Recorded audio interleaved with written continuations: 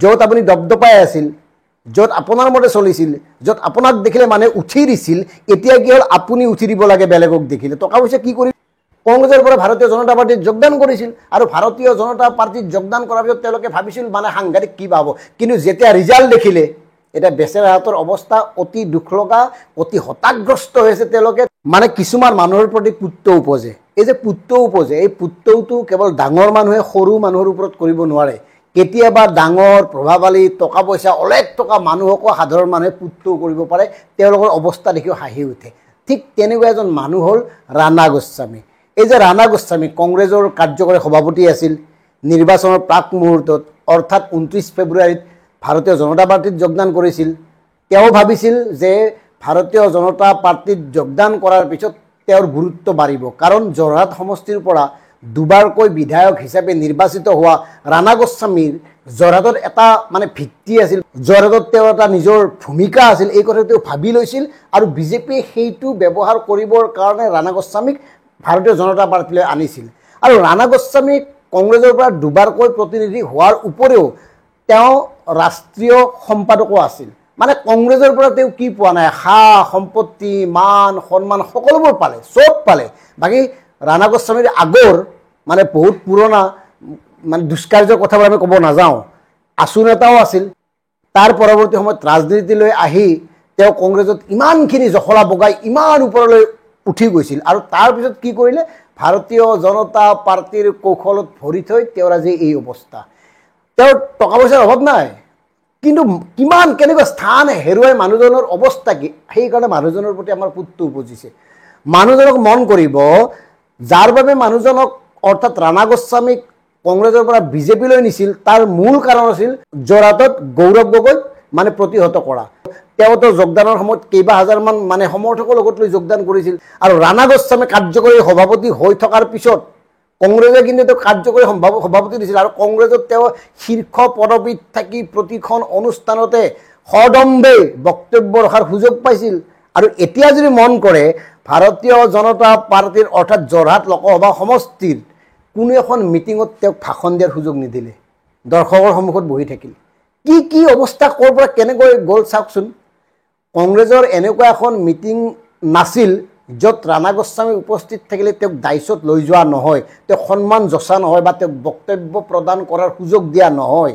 কিন্তু সেই ৰাণা গোস্বামী যেতিয়া খৰ মাৰি ওলোটা খৰ মাৰি কংগ্ৰেছক মানে আধাতে এৰি ভাৰতীয় জনতা পাৰ্টীলৈ আহিল, ভাৰতীয় জনতা পাৰ্টীলৈ আহি তেওঁৰ এই দশা, মানুহৰ মাজত বহি থাকিবলগীয়া হ'ল, দৰ্শক হিচাপে বহি থাকিবলগীয়া হ'ল। কোনো এখন ৰাজনৈতিক সভাত তেওঁক ভাষণ দিয়াৰ সুযোগ নিদিলে, মঞ্চত মাতি নিনিলে। চাওকচোন কিমান লাজৰ কথা, এটা মান সন্মানত লগা বিষয় হয়নে নহয় এইবোৰৰ বিষয়। ক'ত তুমি ৰজাৰ দৰে আছিলা, আমাৰ আগতে আইতাহঁতে কৈছিল নিজ দেশত ৰজা পৰদেশত কুকুৰ। ঠিক মানে কিছুমান ক্ষেত্ৰত এই কথাবোৰো মনলৈ আহে। নিজ দলত থাকোঁতে কংগ্ৰেছত থাকোঁতে ৰাষ্ট্ৰীয় সম্পাদক মানে দুবাৰৰ প্ৰতিনিধি, কাৰ্যকৰী সভাপতি, তেওঁ মানে চব তেওঁৰ মতে চলে।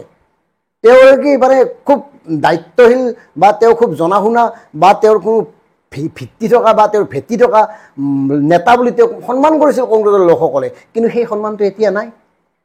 মানে আমি ক'ব খোজা কথাটো হ'ল, স্থান হেৰুৱালে মান হেৰুৱাই। আপোনাৰ টকা পইচা ধন জন বহুত কিবা কিবি থাকিব পাৰে, কিন্তু এয়া কি অৱস্থা, য'ত আপুনি দপদপাই আছিল, য'ত আপোনাৰ মতে চলিছিল, য'ত আপোনাক দেখিলে মানে উঠি দিছিল, এতিয়া কি হ'ল আপুনি উঠি দিব লাগে বেলেগক দেখিলে। টকা পইচা কি কৰিবহে, মান সন্মানটো যদি আপোনাৰ নাথাকে, আপোনাক যদি এই ধৰণে ব্যৱহাৰ কৰে।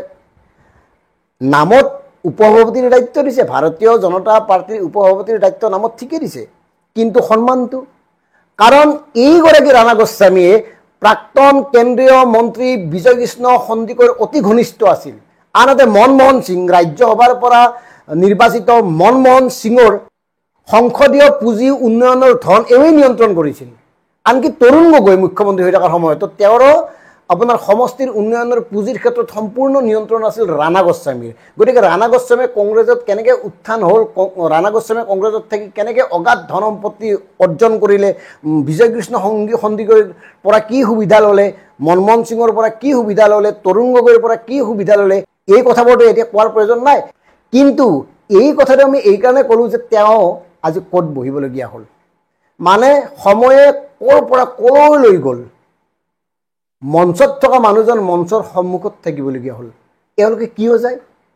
মানে এওঁলোকে ভাবিছিল যে এওঁ যোৱাৰ পিছত যোৰহাট সমষ্টিত ব্যাপক হাৰত গৌৰৱ গগৈ পৰাজিত হ'ব আৰু গোটেই কৃতিত্ব ৰাণা গোস্বামীয়ে পাব, আৰু ৰাণা গোস্বামীক ভাৰতীয় জনতা পাৰ্টীয়ে মানে ফুলৰ থোপাৰে অভিনন্দন জনাই মানে সীমাহীন সা সুবিধা প্ৰদান কৰিব, আৰু তেওঁ অনাগত সময়ত নিশ্চিন্তে নিৰাপদে জীৱন অতিবাহিত কৰিব পাৰিব।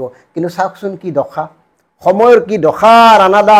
সেইকাৰণে ক'বলৈ মন গৈছে অব তেৰা কিয়া হোগা কালিয়া। এতিয়া ক'ত থ'ব আপোনাক? ভাৰতীয় জনতা পাৰ্টীয়ে নিৰ্বাচনতে ভাষণ দিব নিদিলে, অনাগত সময়ত আৰু আপোনাক কিবা দিব, সুযোগ দিব? আৰু মন কৰিব যোৰহাট সমষ্টিৰ বিধায়ক তেওঁক তিতাবৰৰ মানে দায়িত্বত ৰাখিছিল, তাতে তেওঁ বুজি পাব লাগিছিল তেওঁৰ গুৰুত্ব কি, তেওঁক কেনেকৈ ব্যৱহাৰ কৰা হৈছে।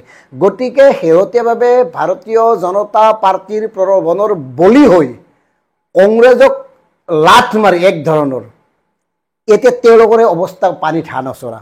টকা পইচাৰ ফালৰ পৰা কোৱা নাই, চবৰে বিজনেছ আছে, বিভিন্ন ধৰণৰ ধান্দা আছে, কিন্তু মান সন্মানৰ পৰা মানে অৱস্থা হাঁহিয়াতৰ পাত্ৰৰ দৰে হৈছে। পুত্ৰও বুজিছে তেওঁলোকৰ প্ৰতি, তেওঁলোকক আচলতে অনুগ্ৰহ কৰিবলৈ মন গৈছে। কেইবাজন আপোনালোকে মন কৰিব, নিৰ্বাচনৰ প্ৰাকখনত একাধিক কাৰ্যকৰী সভাপতি, সাধাৰণ সম্পাদক, উপ সভাপতি, মুখপত্ৰ বিভিন্নজনে প্ৰলোভনত কংগ্ৰেছৰ পৰা ভাৰতীয় জনতা পাৰ্টীত যোগদান কৰিছিল, আৰু ভাৰতীয় জনতা পাৰ্টীত যোগদান কৰাৰ পিছত তেওঁলোকে ভাবিছিল মানে সাংঘাতিক কিবা হ'ব। কিন্তু যেতিয়া ৰিজাল্ট দেখিলে, এতিয়া বেচেৰাহঁতৰ অৱস্থা অতি দুখ লগা, অতি হতাশগ্ৰস্ত হৈছে তেওঁলোকে এতিয়া মানে কি কৰিব, কোনফালে ক'ত যাব একো ধৰিব পৰা নাই, চূড়ান্ত হীনমন্যতাত ভুগি আছে। আৰু সেইকাৰণে এই ধৰণৰ সুবিধাবাদী নেতাৰ প্ৰতি পুত্ৰ উপজিছে আমাৰ, আৰু এই কথাখিনি আমি সামাজিকভাৱে ৰাজহুৱাভাৱে প্ৰকাশ কৰিলোঁ। আপোনালোকে এওঁলোকক পুত্ৰও কৰক। এইসকল সুবিধাবাদী মানে বদমাছ, এক ধৰণৰ বদমাছ বুলিয়ে ক'ব পাৰি। বদমাছ নেতাই কেৱল সুবিধাৰ বাবে নিজৰ কাৰণে মানে দলটোক কি ধৰণে ব্যৱহাৰ কৰি আহে, এই কথাবোৰ বুজিবলৈ আৰু সাধাৰণ মানুহৰ বাকী নাই। গতিকে এওঁলোকৰ দৰে নেতাৰ এই নহয় আৰু বেয়া অৱস্থা হ'ব। এওঁলোকৰে নহয়, আৰু বহুত নেতা আছে। অনাগত সময়ত আমি তেওঁলোকৰ বিষয়ে সবিস্তাৰে প্ৰতিবেদন প্ৰস্তুত কৰিম।